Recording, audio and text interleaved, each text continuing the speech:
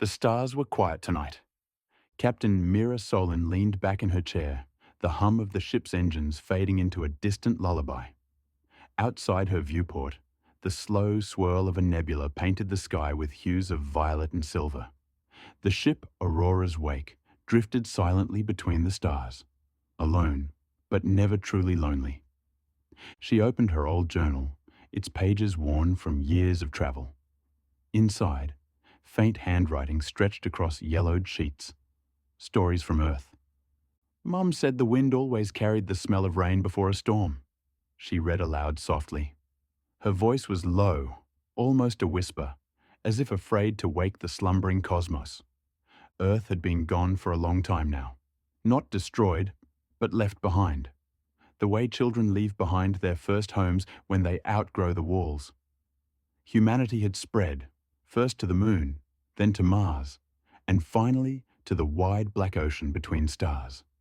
But even now, in the coldest corners of space, people still dreamed of blue skies and oceans that sang. The ship glided past the wreck of an old colony vessel, the pioneer's dream. Its metal bones floated silently, half swallowed by dust and distance. Mira slowed her ship, just enough to send a signal beacon, a small pulse of remembrance. "May you rest among the stars," she murmured. "May the echoes of Earth find you." Her voice was carried away by static, fading into the infinite. She smiled, though her heart ached. Later that night, she brewed a cup of tea. It wasn't real tea, not like the kind her grandmother used to make, but a synthetic blend, warm and sweet enough to pretend. She sat by the viewport again, watching as a nearby planet rolled into view. It was green, wrapped in cloud. A transmission flickered through. "Unidentified ship, state your origin." "This is Captain Mira Solen, Earthborn," she replied calmly. There was a long pause.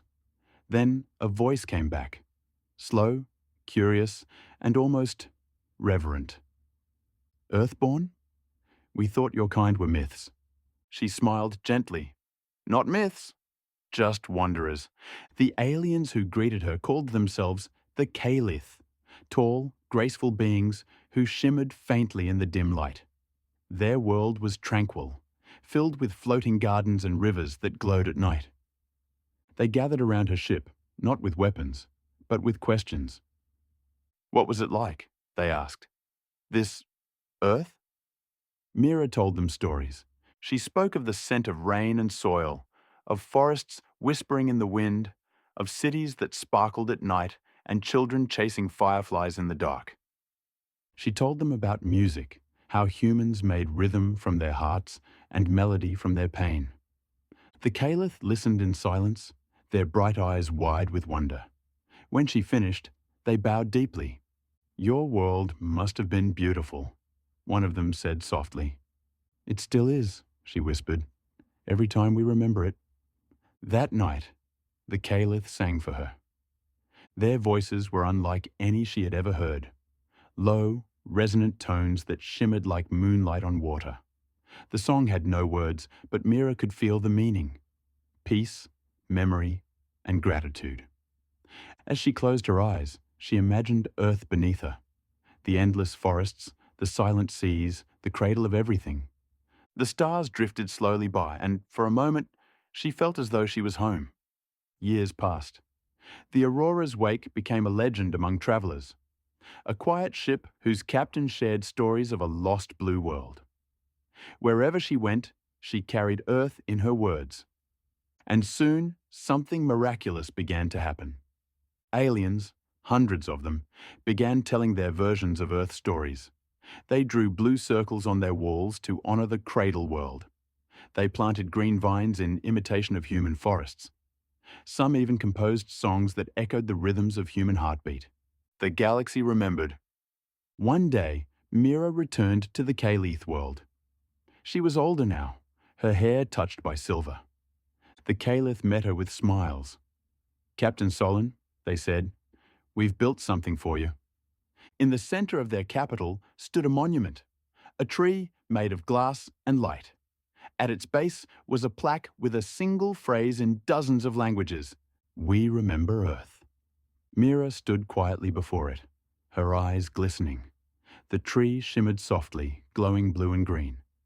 "It's beautiful," she whispered. "It is yours," they replied.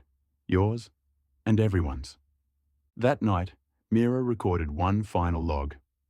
"To whoever finds this recording, if you ever look up at the stars and wonder where you come from, remember this. You are not from nowhere. You are from a world that loved, that dreamed, that reached for the sky until it touched the stars. You are from Earth, and that means you are strong and kind and infinite." She smiled, closed her eyes, and listened to the soft hum of her ship. The stars whispered through the void, and in their quiet, she could almost hear the sound of rain. The aurora's wake drifted on, carrying the last echoes of Earth across the cosmos. And somewhere, among the stars, someone whispered back, "We remember